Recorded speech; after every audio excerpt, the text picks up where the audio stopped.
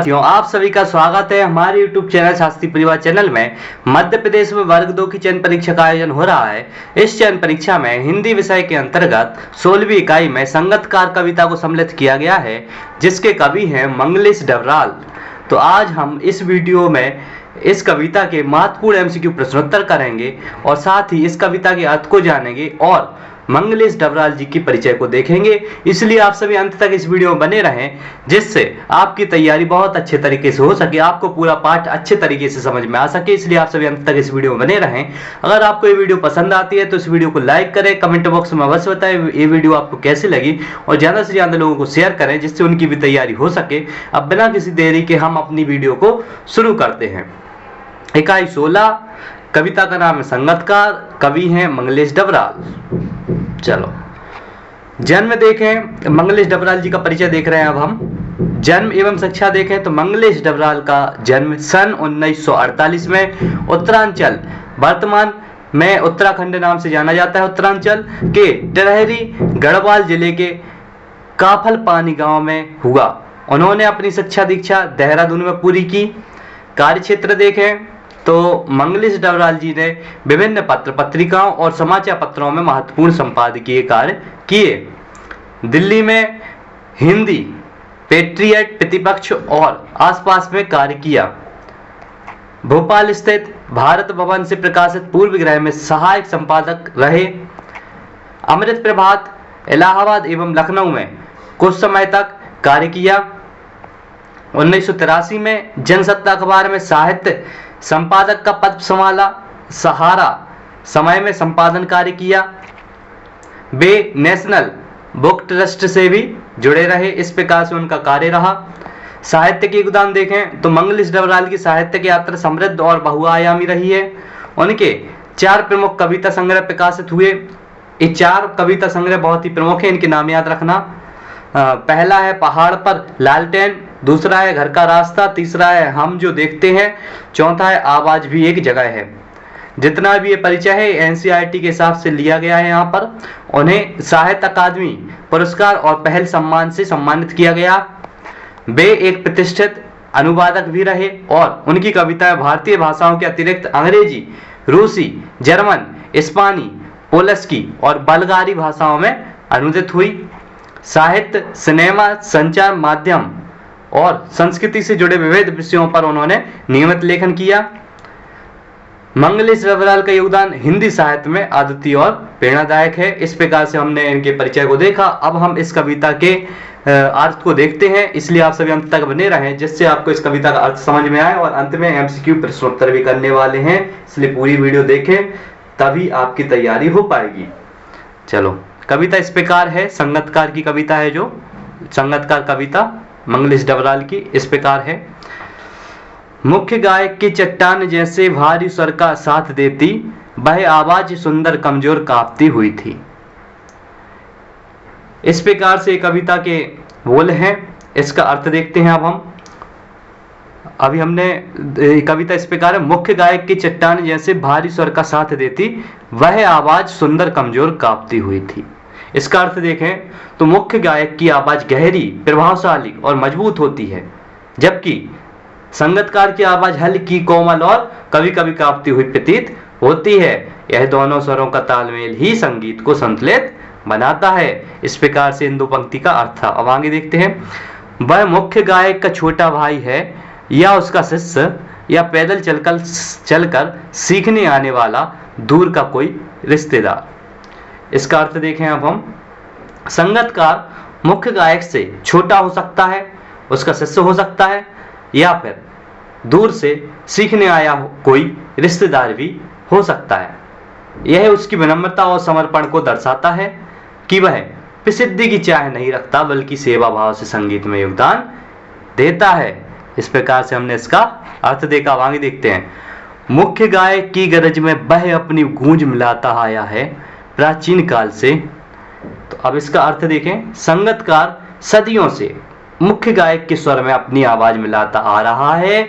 यह संगीत परंपरा की निरंतरता को दर्शाता है, जहां एक पीढ़ी से दूसरी पीढ़ी तक यह गुरुत्व और संगत का भाव बना रहता है। इस प्रकार से इसका अर्थ था। अब आगे देखें, गायक जब अंतरे की जटिल तानों की जंगल में खो चुका होता है या अपने ही सरगम को लांघ कर चला जाता है, भटकता हुआ एक अनहद में। अब इसका अर्थ देखते हैं।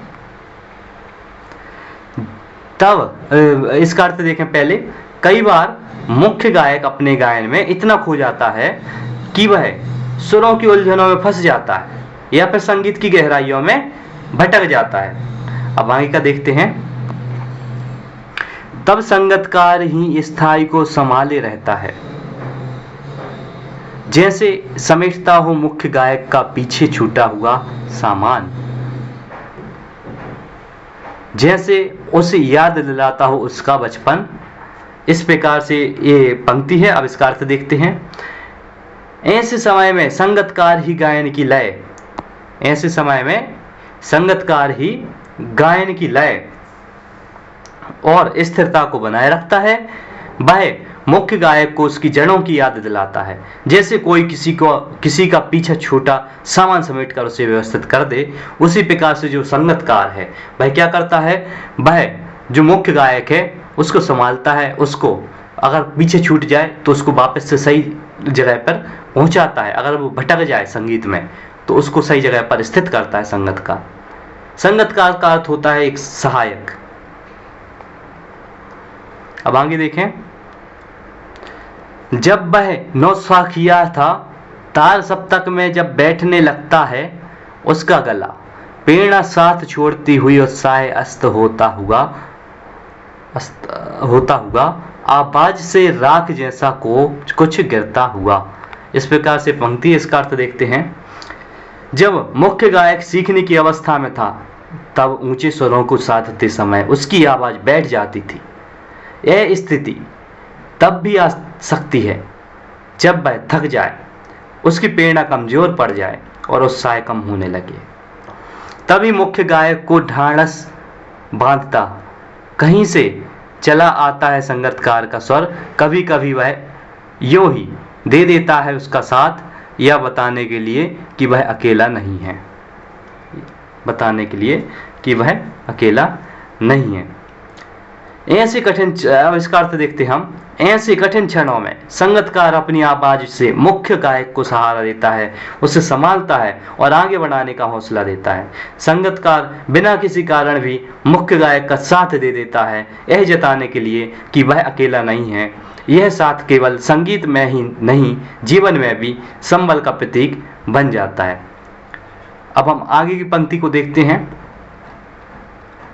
और यह कि फिर से गाया जा सकता है, गाया जा चुका राग और उसकी आवाज में जो एक हिचक साफ सुनाई देती है।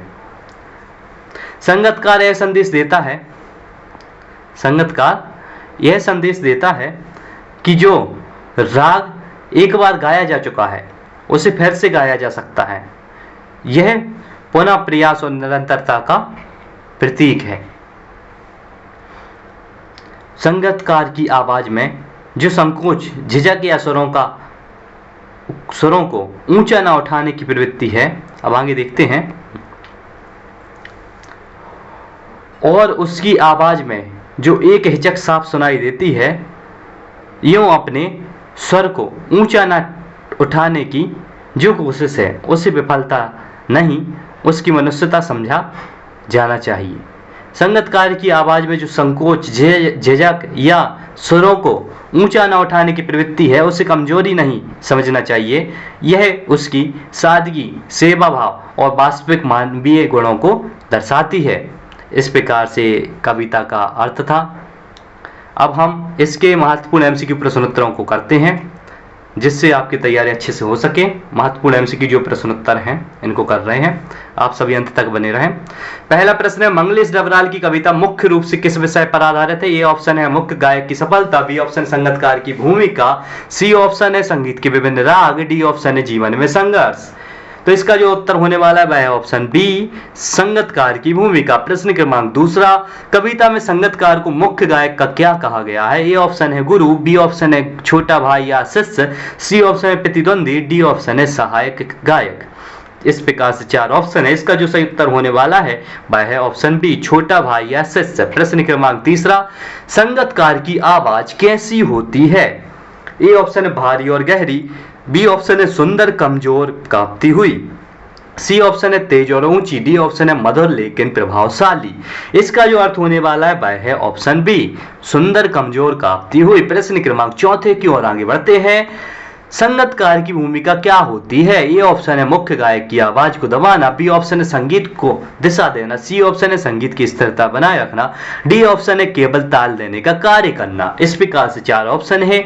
इसका जो उत्तर होने वाला है वह है ऑप्शन सी, संगीत की स्थिरता बनाए रखना। प्रश्न क्रमांक 5वां, संगीतकार मुख्य गायक को किस प्रकार सहायता करता है? ए ऑप्शन है उसे प्रसिद्धि दिलाने में, बी ऑप्शन है उसके पीछे छूटे संगीत को संभालने में, सी ऑप्शन है उसके स्थान पर गाने में, डी ऑप्शन है उसका मार्गदर्शन करने में। इसका जो उत्तर होने वाला है वह है ऑप्शन बी, उसके पीछे छूटे संगीत को संभालने में। प्रश्न क्रमांक 6वें की ओर आगे बढ़ते हैं।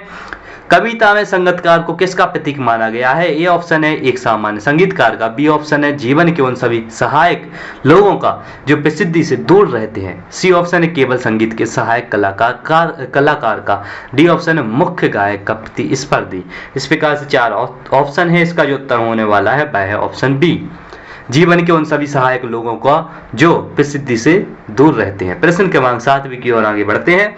कविता के अनुसार संगीतकार मुख्य गायक को किस चीज की याद दिलाता है? उसका बचपन, उसके अभ्यास के क्षण, उनके संघर्ष के दिनों को। इस प्रकार और डी ऑप्शन है उपरोक्त सभी। तो इसका उत्तर होने वाला ऑप्शन डी, उपरोक्त सभी। प्रश्न क्रमांक 8वां, मुख्य गायक जब भटक जाता है तो संगीतकार क्या करता है? ए ऑप्शन है उसे वापस स्थिरता दिलाता है, बी ऑप्शन है उसे छोड़कर चला जाता है, सी ऑप्शन है स्वयं गाना शुरू कर देता है, डी ऑप्शन है उसे गाने से रोकता है। इसका जो उत्तर होने वाला है वह है ऑप्शन ए, उसे वापस स्थिरता दिलाता है। प्रश्न क्रमांक 9 की ओर आगे बढ़ते हैं।